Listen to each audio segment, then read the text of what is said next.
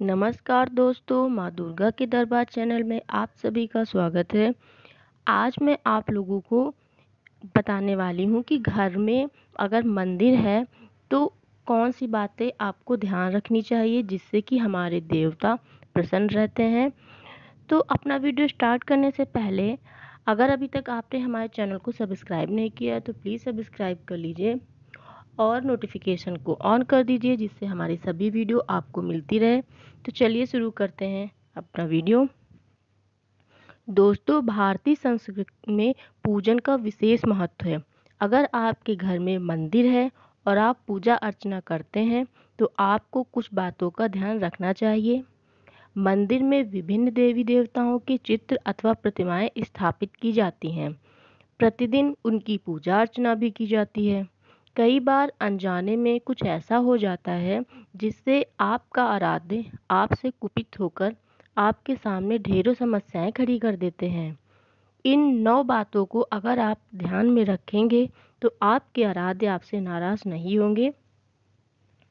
तो दोस्तों, जो पहला उपाय है वो है ये कि घर में किचन और मंदिर कभी भी साथ साथ नहीं होने चाहिए। अगर आपके यहाँ ऐसा है तो आप इसमें सुधार कर सकते हैं। तो दोस्तों, ध्यान रखिए कि घर में अगर किचन है तो मंदिर के पास में नहीं होना चाहिए।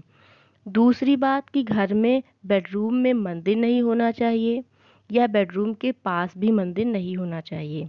इससे आपके देवता आप पे प्रसन्न नहीं होते हैं। जो तीसरी बात है जो हमें ध्यान रखनी चाहिए वो है कि घर में देवी देवताओं की चित्र या प्रतिमाएं इस प्रकार स्थापित करनी चाहिए कि पूजा करते समय पूजन करने वाले का मुख उत्तर या पूर्व दिशा की ओर हो। तो दोस्तों, आप ध्यान रखिएगा कि जब भी पूजा करें तो आपकी जो आप मुख है उसकी दिशा उत्तर या पूर्व दिशा की ओर ही होनी चाहिए। और जो चौथी बात है जो हमें ध्यान रखनी चाहिए कि कभी भी घर की सीढ़ी के नीचे मंदिर नहीं बनाना चाहिए, जो कि शुभ नहीं माना जाता है। बहुत से लोग होते हैं, बहुत से लोगों के घरों में मैंने भी देखा है कि सीढ़ियों के नीचे स्पेस होने की वजह से वो लोग मंदिर बना देते हैं। तो ऐसा नहीं करना चाहिए। दोस्तों, जो पांचवी बात है वो हमें यह ध्यान रखनी चाहिए कि मंदिर के साथ साथ कभी भी शौचालय और स्नान गृह की दीवार जुड़ी नहीं होनी चाहिए। इससे आप संकट में पड़ सकते हैं। और छठी बात है कि मंदिर में कभी भी पुरानी हो चुकी फूल मालाएं, अगरबत्तियां, धूप की राख, माचिस की तीलियां इकट्ठा करके नहीं रखनी चाहिए। इससे देवताएं अप्रसन्न होते हैं। तो दोस्तों, आप ध्यान रखिए कि कभी भी जब पूजा करिए तो पुराने फूल हटा दीजिए, अगरबत्ती पुरानी और धूप की राख और माचिस की तीलियां ये सब हटा के सफाई करके ही मंदिर में पूजा अर्चना करनी चाहिए। इससे आपके देवता आप पे प्रसन्न होते हैं।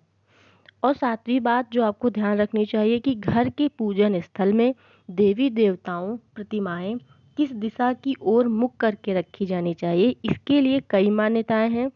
श्री हनुमान जी, गणेश जी, माँ दुर्गा की प्रतिमा दक्षिण मुखी रखनी चाहिए और श्री राम व श्री कृष्ण की मूर्ति उत्तर या पूर्व मुखी होनी चाहिए।